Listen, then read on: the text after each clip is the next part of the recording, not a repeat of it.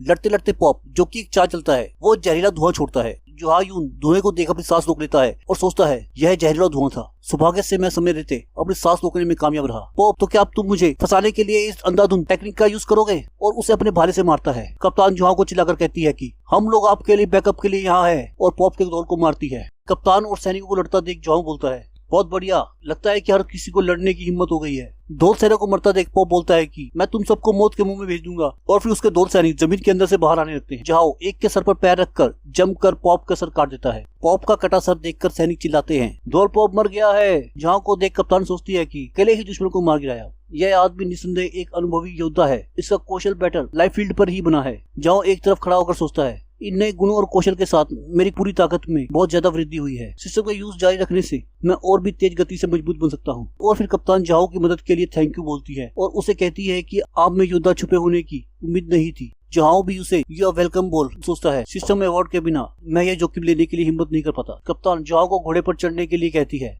आइए हमें बाकी के दौड़ सेना आने से पहले इस जगह को खाली करने की जरूरत है। जॉन सोचता है, अभी तो मैंने इस दुनिया की भाषा ही सीखी है और मैं उनके भूगोल के बारे में कुछ नहीं जानता। अगर मैं इन शूरवीरों को बेहतर तरीके से जान पाऊं तो मुझे जरूरी जानकारी मिल सकती है। जॉन घोड़े पर चढ़ कप्तान के पीछे बैठ जाता है और बोलता है, मेरा कोई खास ठिकाना नहीं है, इसलिए आप जहाँ चाहे वहाँ ले जा सकते हैं। कप्तान जाओ को ठीक है कहकर चल पड़ती है और बोलती है, ईस्ट में एक पहाड़ी जंगल है जो कि छुपने के लिए सही जगह है, चलो वहाँ चले।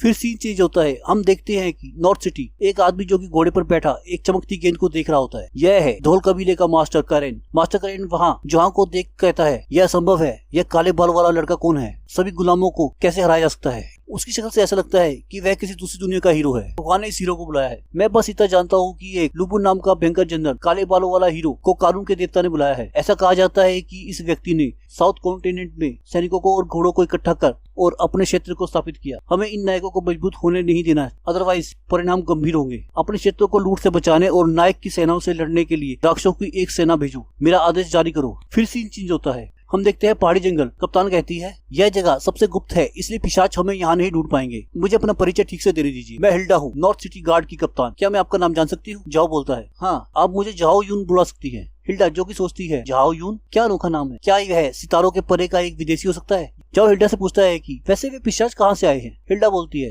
यह एक लंबी कहानी मैं आपको सुनाती हूँ। एक महीने पहले गौल जनजाति के नेक्रोमैकर्स ने नॉर्थ कॉन्टिनेंट में घुसपैठ की और एक विशाल प्लेग फैलाया। प्लेग के इन्फेक्टेड लोग पिशाच में बदल जाते हैं, अपनी सोच खो देते हैं और केवल मारने और मांस खाने की उनकी हैबिट ही बची रहती है। मैक्सिमम इन्फेक्टेड लोग गुलाम होते हैं। जिन लोगों को काटा जाता है वह गुलाम बन जाते हैं। जैसे ही प्लेग फैला, नॉर्थ सिटी जल्द ही गुलामों के कब्जे वाला नरक बन गई। यहाँ तक कि राजा और उसकी पत्नी भी इसके शिकार बने। मैंने गुलामों का विरोध करने के लिए अपनी जान जोखिम में डालकर बचे हुए गार्डों का नेतृत्व किया। अंत में हमारी संख्या अधिक नहीं रही, हम हारते गए और हमें पीछे हटना पड़ा। कि आपने हमारी रक्षा की है, इसलिए हम आपका आभार व्यक्त किए बिना आपको जाने नहीं दे सकते। यदि आप इच्छुक हो तो हमारे रक्षक आपका अनुसरण करने और स्वामी के रूप में आपकी सेवा करने के लिए तैयार है। और सैनिक भी बोलते हैं, हम मरते दम तक आपका महामुहिम के प्रति वफादार रहने की शपथ लेते हैं। हम मरते दम तक आपके उत्कृष्ट उदारता के प्रति वफादार रहने की शपथ लेते हैं। फिर जुहान जो की सोचता है, बिना शासक के उस समय में पहले राजा जुआन डे ने हान राजवंश को पुनर्स्थापित करने के लिए पूरे देश से नायकों को इकट्ठा किया। उन्होंने विभिन्न सरदारों से संघर्ष किया, शाही राज गद्दी हासिल करते हुए